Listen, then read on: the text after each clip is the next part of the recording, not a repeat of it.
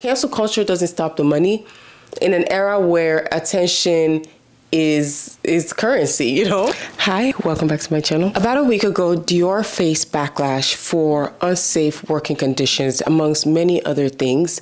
This again was in the EU, and they were found to making bags at the slowest possible rate. But that really begs the question, what is luxury nowadays anyway, right? What's luxury to you? Because at this point, luxury cannot just be defined by a bag, a shoe, the name of the brand anymore. Luxury has to be more than that. I know part of the whole idea of the luxury world is the exclusivity.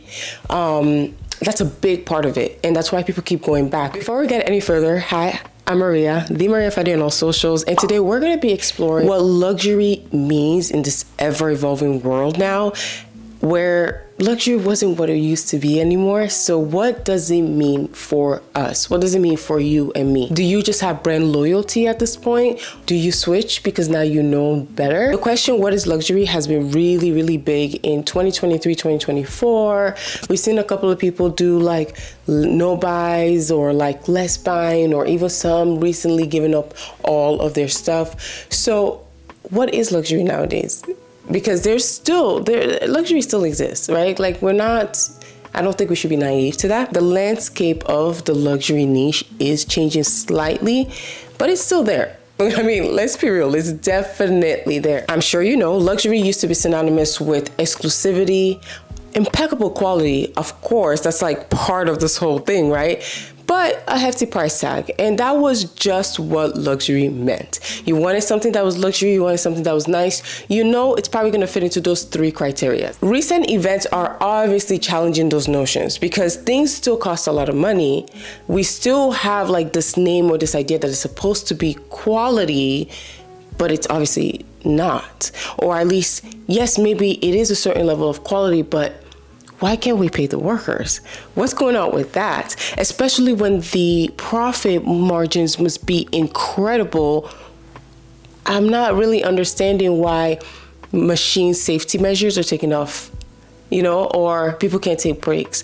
It's giving slave labor for a bag that is luxury. Like, isn't that the point of getting away from fast fashion? The idea that people have a livable wage. This is an artisan craft. This is something that is through and through, from beginning to end, carefully curated. So what's this? You know, like, what am I looking at? And that's really, I think, where the dystopic idea starts to come in, because it's like, wait, is it really luxury now? Because why is the slave labor involved? I mean, let's not call it that, but is it not that? And we've kind of been hearing like trickles of this because, I mean, remember Chanel, right? In the beginning of this year, end of last year, a lot of people would come and be like, look at Chanel's quality. Look how bad this bag is. Look at this weaving. Look at this. At the new rate that's been imposed on it. You know, 2023, a lot of people were like talking about, okay, what is luxury, especially with Dior, especially with so many things. I mean, don't get me wrong. I love my little Loewe. I love it. But I've talked about the classic style versus the new edge style. The new edge style uses less pieces of leather. It's a way to kind of cut corners. Yes, it's new, it's fresh, it's a remix, but why are we losing the integrity of the bag itself, right? In an attempt to make profit. At least that's what's been said about this. Don't get me wrong, I've been converted. I am converted. I do love the edge. I do have the edge and I do use it a lot, but I'm not naive to the fact that yes, I am technically getting less pieces of leather for the same price, actually for more, because prices are not higher, right? So yeah, I love me my puzzles. I love me all my bags, but that is a reality. The feet were removed from the older versions to now, so now you can't really place it down anymore. You know, certain things have been, the leather strap used to be bigger. It's smaller now. You can only get that in the medium size, not the small anymore. Those changes are a way to save money. Say, oh yeah, we want to make it fresh and everything, but end of the day, it's all about profit. And I understand that. In, you know, capitalist world, it's always about profit, but we see it in so many ways. Now, a lot of these companies that are under LVMH is making crazy amount of profits right now. Okay, LVMH, Kering, no, I'm not sure if I'm saying that right, but Kering, you know, the second biggest conglomerate, like luxury conglomerate, they're not making as much because Gucci's kind of pulling their stock down because a lot of their stuff was tied into Gucci, so Gucci's not doing that well. So they're not doing that well, but they're still making profit year over year. It's not like they're like not making profit, right? And we've seen quality issues with literally across the board, because at the end of the day, when these companies want to make profit, they're willing to either literally starve someone so they can't rest.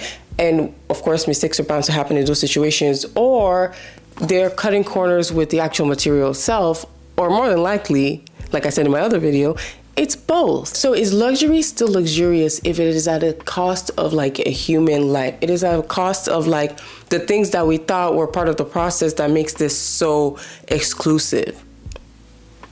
Is it luxury anymore? You know, like I said, this isn't a Dior issue. This isn't even like I said, not even an LVMH issue. We see it across the board. This is not just in the luxury space, but you would expect that the prices that you're putting into those luxury goods would be reflected across the board as to some kind of equitable distribution down the production line somewhere. And if that's not even happening, why would you even have any loyalty to this brand? And I remember seeing a Reddit and someone was like, oh, will your brand loyalty change now that like everyone found out about this Dior thing? And someone was like, actually, no. And that's the reality. I don't know if it will necessarily change. I mean, the whole Balenciaga issue happened with the whole child beep, you know, campaign that they had that was just really weird. But is Balenciaga the comeback? Because I've recently like seen some Balenciaga stuff. So now I'm like, I thought y'all were out, but I guess you're not. Because really, they're not out. They're just kind of taking a break. Like, you know, Alexander Wang, I thought was out, but he's not out. So, you know, we have these situations where you think someone is out. You know, it's that whole concept of cancelability, I guess. Are people really canceled if you just make them more famous in the time that you talk about them? Because that's really what you're doing. You're like giving them more press at that time. You're saying they're canceled, but really their page view goes higher. They are able to take that metric, turn it around to a brand and say, look, I can create attraction to my page. And that's true. And at the end of the day, yeah, it's not the right thing to do. And I think it's good that we boycott things. And I do think like, boycott is different from canceling someone.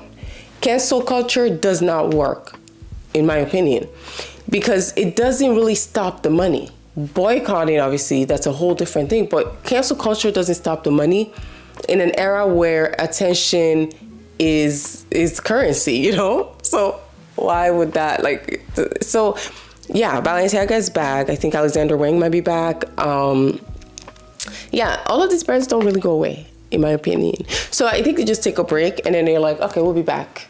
Q2, Q3, I'll see you 2025, you know? But with all this growth that's happening in all of these fashion houses or all of these companies, conglomerates, you know, whatever they may be, you would hope, or at least the goal is that there is some kind of ethics or morality there.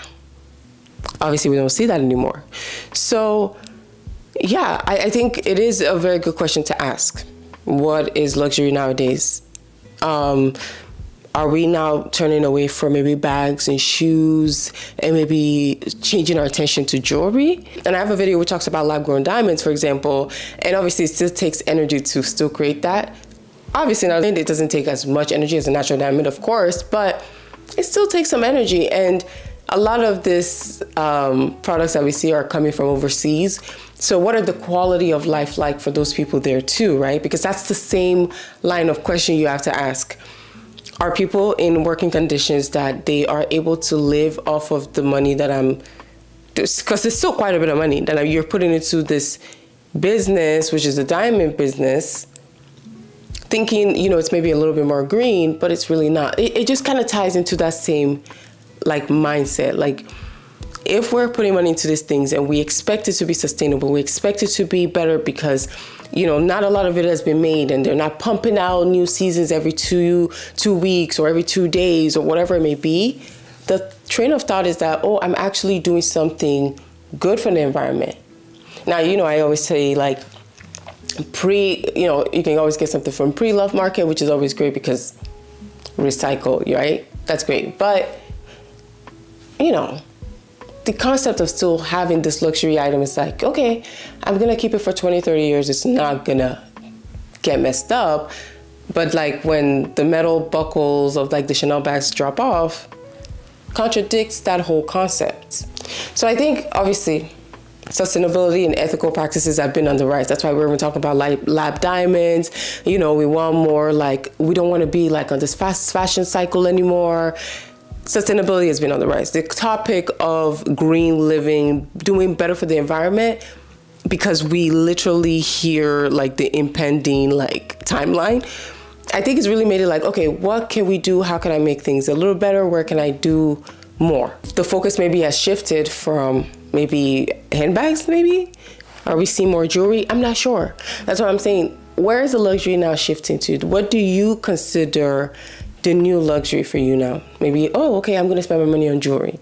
A trip, of course, luxury stuff. Oh, staycation. Because I mean, obviously those things are time-based luxuries, but when it comes to monetary or when it comes to material goods like physical goods, where are you spending those money on? What are you, or are you still buying the same thing? Because like I said, I saw the Reddit and someone said, nope, I'm still gonna be shopping how I shop. And that is very real. Because people just want to go somewhere and get the same treatment they expect there, and they know what they know what they're getting. It's simple. I mean, we've heard of like the Loewe being really great. We've heard of Totomi. We have some of these brands that are sustainable, are supposed to be less fast fashion, less in the cycle of just creating. So are we now looking at the quality? Are we looking at, I guess we have to look at the founders or see where they're invested at, or where the company's invested in. Maybe that's the level of research. And I know that's what I'm saying. I don't think people really are gonna do that research. Let's be real, okay? That's why I do these videos, right? I don't think people are actually gonna go do that research. It's like, oh, who was this brand and who does that? Like, who has the time? I love to do it, so I have the time, but who has the time, right? So yeah, are we looking at founders now? Because I mean, the Loewe, they started with Mary-Kate and Ashley. They had their own money, so they didn't really need to be tied up with too many investors outside of their own funds. But at the same time, you know, the era of influencers really brought the Loewe back from the brink of pretty much death, because who really knew the Loewe before the age of influencers recently? Like, let's be real, right? So yeah, I do think that maybe those kind of brands could do it, because I was talking about it with my sister-in-law this weekend or last weekend. Maybe even looking outside of the US for the quality might be the way to go. I would say, you know, I've gotten some really quality pieces from like Alame's, African countries. Obviously, I'm Nigerian. I've gotten stuff made from tailors in Nigeria. You have brands like Anifa, which is super, super big and really popping off right now.